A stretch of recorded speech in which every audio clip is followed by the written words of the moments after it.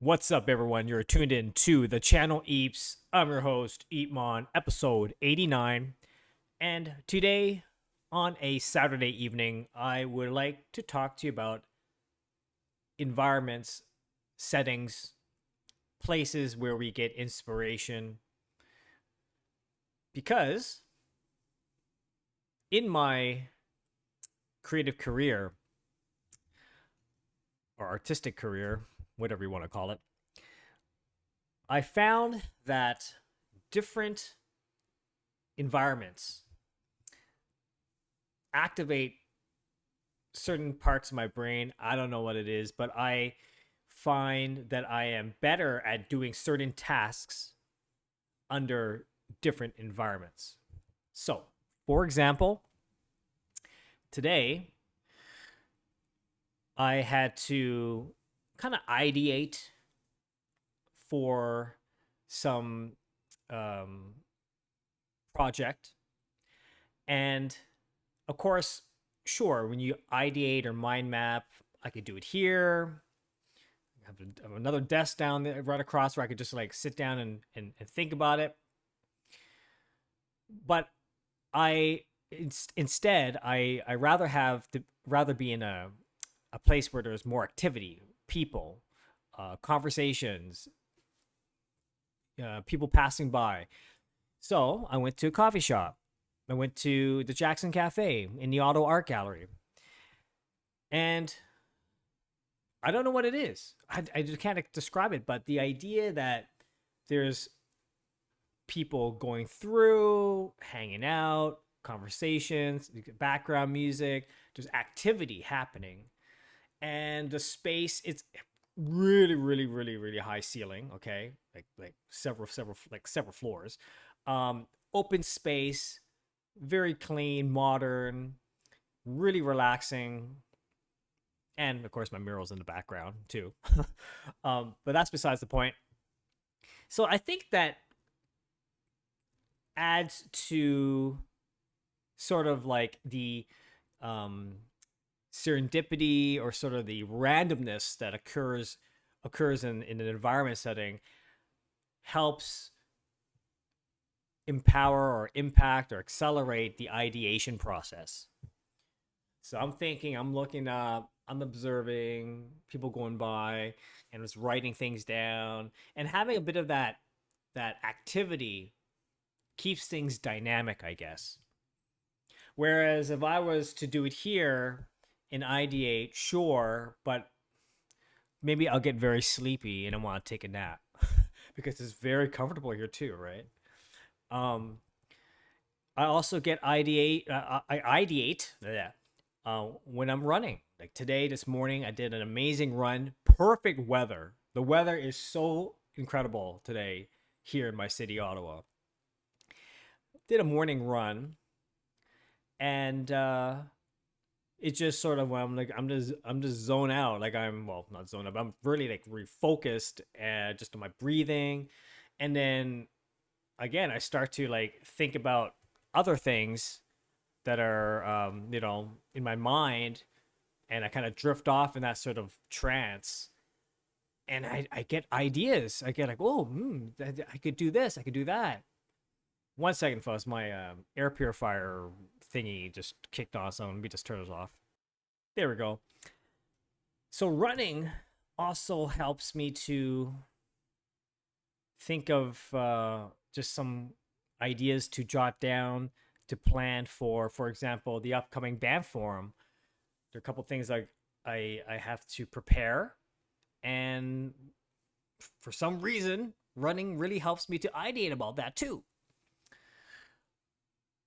Oh yeah, and then showering when I'm taking a shower too. Like when it comes to long-term plans, when I'm taking a shower, I don't know what it is. It's probably the ambiance or the ambient sounds of the water helps me to focus too. So ideation um, comes in different forms of environmental stimulation. Okay. Now, when it comes to creating artwork, like I'm doing the actual digital art, of course, it has to be here, my station. Um, but depends on the type of art I'm doing. If I'm doing my personal work, getting prepared for an exhibition or doing personal work that is like non-project related, like I find that my time is usually um late, like early in the morning or late, like late at night or early in the morning, because I think subconsciously, knowing that the whole world, well, not the whole world, but here in the city or here in this time zone, everyone is sleeping. So I'm already kind of like, uh, I already know that I will have little disturbance from people emailing me, calling me, blah blah blah. So it's the quiet time to really dial in into the art creation process. Okay. Um, so very early morning or late at night. Like we're talking about like past 11 to like 3 or 4 in the morning. Okay. Now, when it comes to projects, of course, those are different. Those are more like, gotta do. It's like a job, a creative job.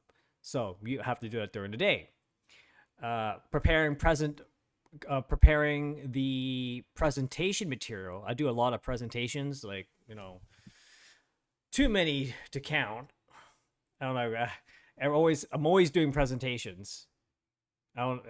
It's kind of strange. It's like, well, why don't you just use the same one I sent you? Like, anyway, so I do a lot of presentations. So good thing I have a library of different slides that I could assemble together. That being said, presentations are for the first phase is always good.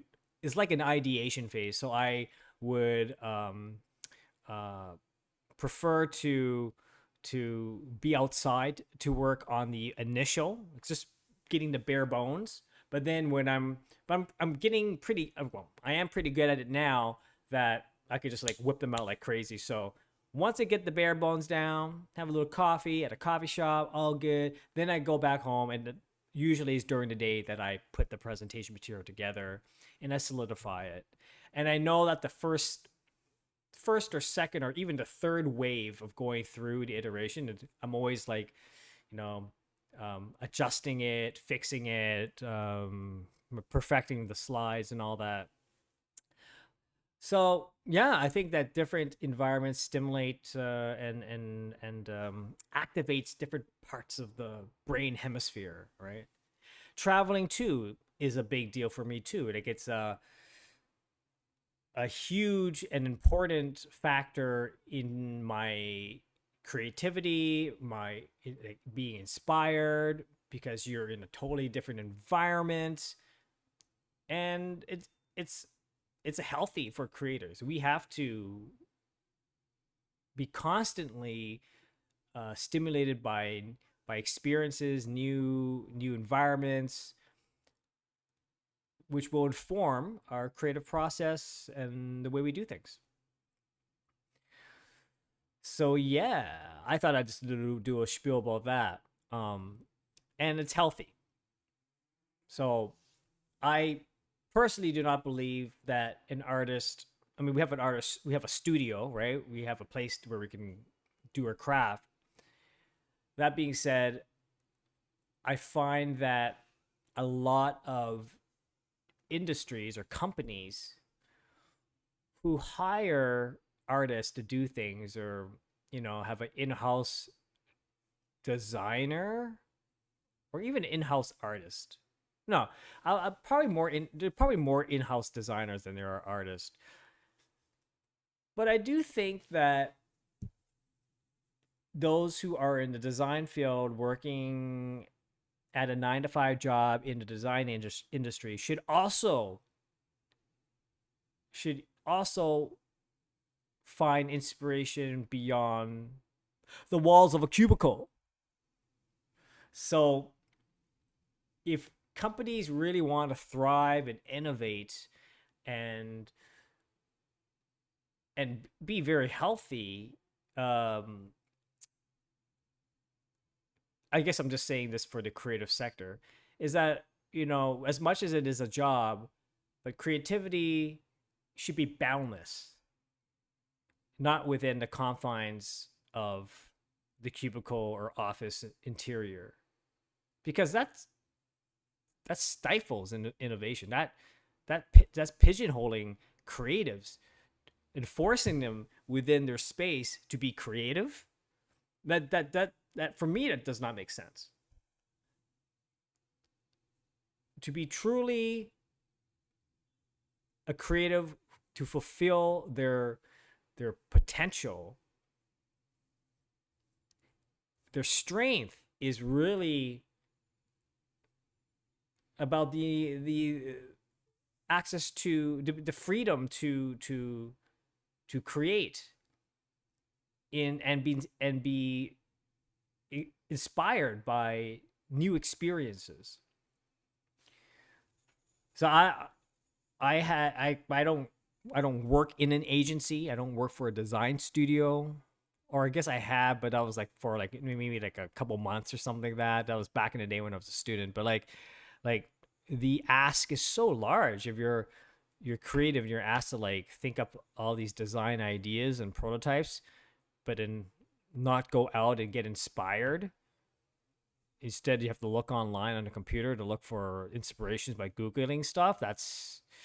I don't think that's the way to do it. I'm assuming that's how most people do it. Who knows? If you can travel and do like, research, then your company must be doing very well and have good budgets. AKA maybe like those big tech firms. Well, even the tech firms these days aren't doing too well. Massive layoffs here and there. But yes, that's another topic. But I thought I'd chime in on that. And in fact, it's again another reference from this a book in in this book. The chapter is called Settings, and that's very very important for creatives. Yep.